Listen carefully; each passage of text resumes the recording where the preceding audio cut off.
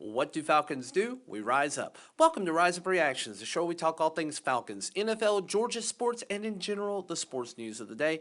I'm your host, Dr. Lee Denning, the Golden Hard Dog, and a lifelong sports fan. Coming back to you with further in the series for the summer where we go through and we pick all of the division winners, losers, how I think the record is going to pan out. I've already done the NFC South and the NFC East. Sticking with the NFC, we are going to move to the West, which I think is going to be one of the more competitive divisions this year. These guys have tough opponents. They played the AFC East, which I think is going to have two to three at least tough opponents, and then one or two mid, depending on if that one team that I think is going to be tough ends up being good or not. And then they also are going to play the NFC North. They play every team in that division. I think there are two solid teams, very good teams in that division, and I think there are two that are somewhat on the rise. One of them for sure. The other we'll see. Definitely a lot of new faces there and a lot of turnover.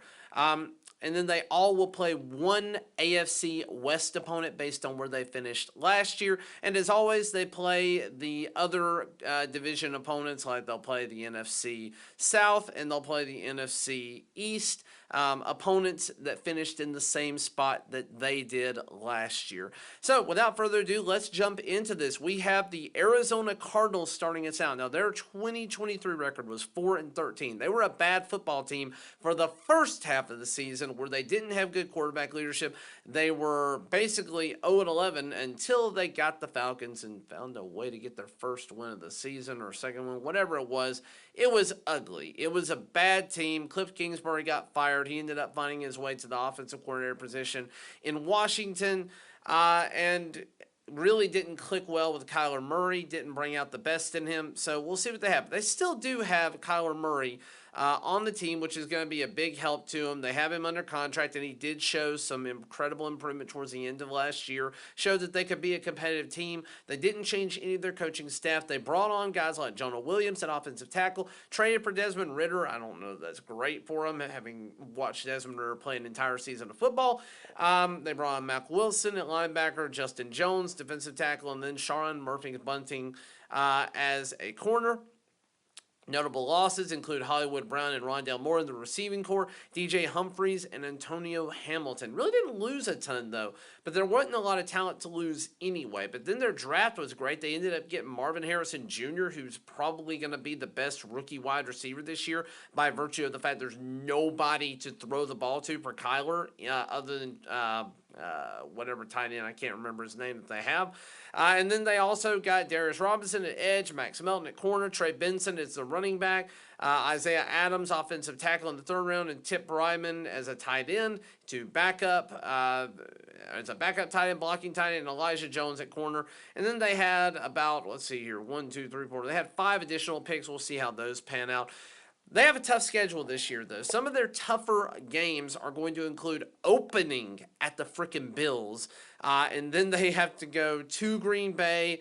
They play the Chargers at home. They get the Dolphins in Miami in October. Still going to be a warm game, though certainly not the September Miami home game that you want to avoid. They're going to get the Jets. They're going to get the Lions. And then they do have to go to the Panthers. I don't think they're going to lose that game, but I do think it's tough because it's in December. 2 years ago, and it's around Christmas, 2 years ago, we had the coldest December on record around Christmas time, in my lifetime at least, in the Southeast, and you don't know. Weather patterns are changing all the time. So we'll see. Last year was a fairly mild Christmas. The year before, frigid tundra. So you never know what you're going to get. It's an outdoor stadium. We'll see from there. But reasonably looking at their schedule, this is a fairly decent team just looking at them on paper. But I do think their schedule is tough. I do look at them and think, the best that I reasonably seen you go, your absolute ceiling, I don't see being better than 10-7. I think you're a year or two away from being a solid competitor. I do think that's going to be a problem, but you could be a playoff team. 10-7 certainly could be a playoff team. But that's if everything goes absolutely right. I think 5-12 is the floor. You're better than you were last year, but you still have things that need to be worked out. Again, it's a wild card thing. I don't know. I just went and said, if everything absolutely goes poorly for this team, what do I think they're going to finish? And I think 5-12 is reasonable. But I honestly think that 7-10, still finishing last in the division, is where I see you. But it'll be 7-10 with things to be improving upon, and you will have had close losses that could have easily made you a 9-8 or a 10-7 team. So that's my thoughts on the Cardinals. So let's move on to the Seahawks, who had probably the biggest turnover at coaching in this division. They got a new head coach in Michael McDonald, the former defensive coordinator for the Ravens. They brought on Durd as the defensive coordinator, and they did end up hiring Ryan Grubb, offensive coordinator. I think he was the former Alabama I think, quarterbacks coach. So Alabama might not be as good this year at the quarterback room. We'll see what they end up doing. They had a lot of turnover in college football this year. But notable additions for this team: they went 9-8 last year. They got Sam Howell to back up Geno Smith. They re-signed Noah Fant. Their big signing was Leonard Williams at defensive end, and then they also got Jerome Baker, inside linebacker. Not a lot of great signings, but they lost a ton. They lost Drew Lock. They lost longtime tight end Will Dissly. Lost Damian Lewis, Evan Brown, Jordan Brooks, Devin Bush, Bobby Wagner a second time. Jamal Adams, worst trade they have ever made, even including getting rid of Russell Wilson. They actually came out way on top of that, but lost a ton of first-round picks in Jamal Adams, and then Quandre Diggs as well. Their draft was pretty decent overall.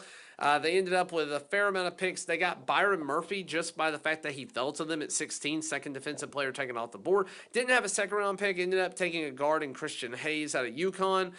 In the third round, they got Tyrese Knight, linebacker out of UTEP. In the fourth round, and A.J. Barner, tight end.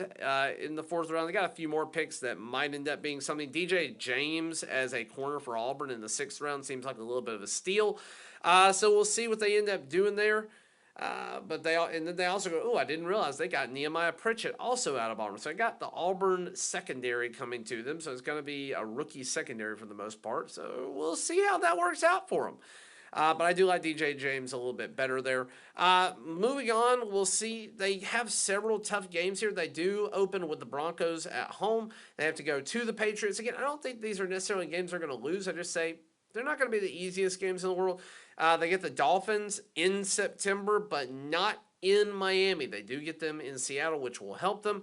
They have to go to the Lions. They have to go to the Falcons. They get the Bills at home. They go to the Jets. They go to the Bears. Again, I'm not sure how that's going to play out, but it is in December around Christmas time, and that could be a snow game, which could bode poorly for Seattle. And then they have to do that 4 days after they play the Vikings at home. So it's going to be a tough sledding for them.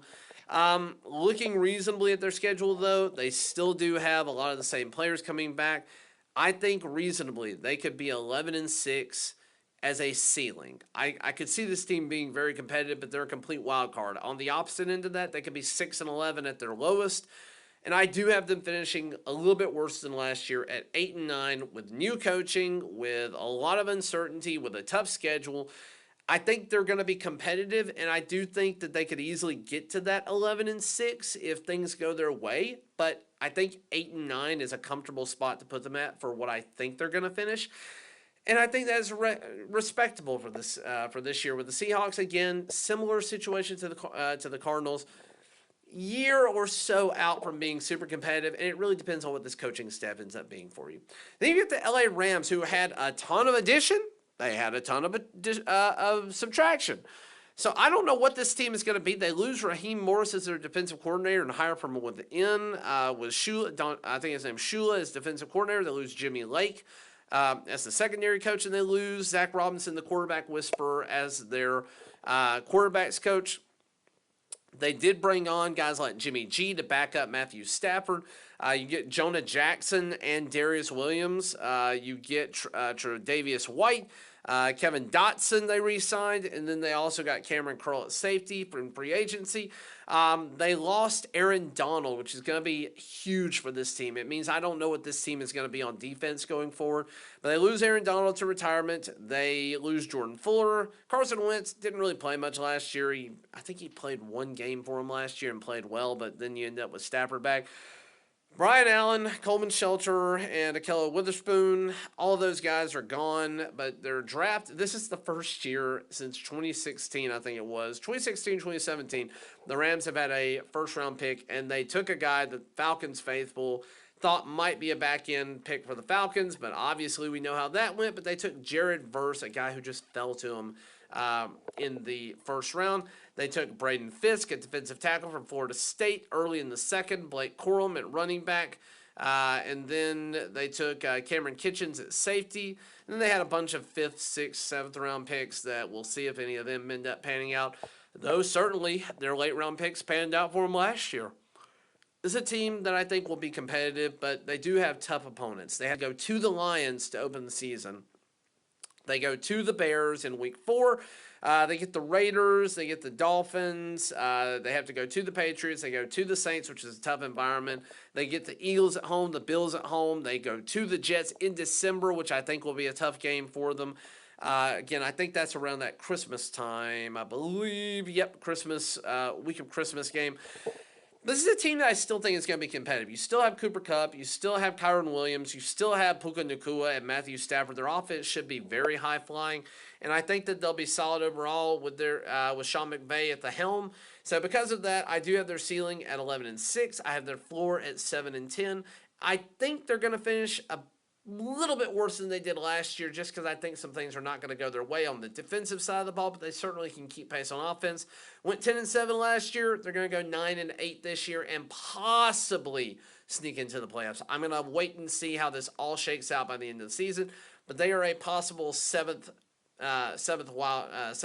team in wild card spot. So we'll see what happens with them.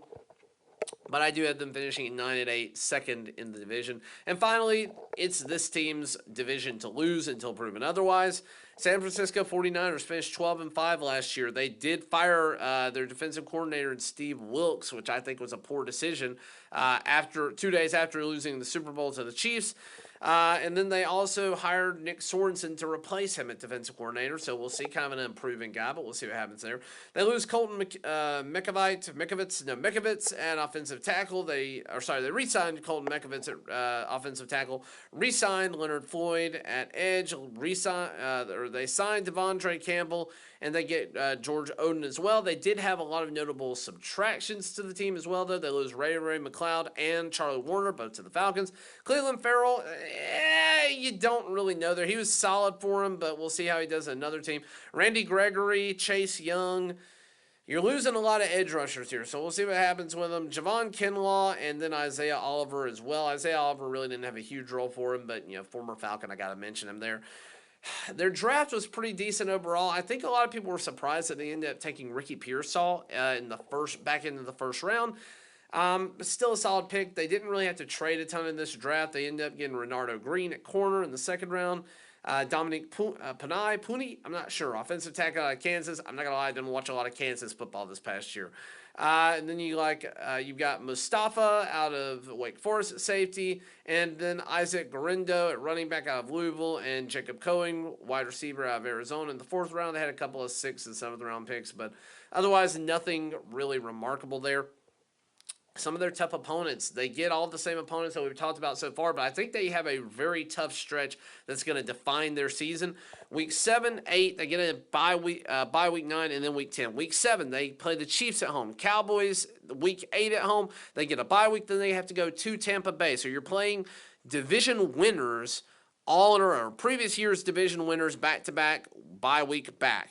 Then you have the Packers in Green Bay in November. You get the Bills in December, early December, but you still get the Bills in December. That at the Bills Stadium, and then you get the Dolphins in Miami, but in December, and you get the Lions at home, kind of towards the end of the season, second to last game of the year. Not an easy schedule, but even with all that said, Brock Purdy is still a guy that I do have a lot of faith in here. You still have solid offensive pieces. You've got Deebo Samuel still. You still have Christian McCaffrey. And then you also still have, for the time being, Brandon Ayuk, though we'll see if he ends up staying or if he ends up going. But this is a tough team for me to place. I do think that it's their division to lose. I think reasonably 13-4 is the ceiling. I don't think they're going to achieve that, but I do think that that's a possible ceiling for this team.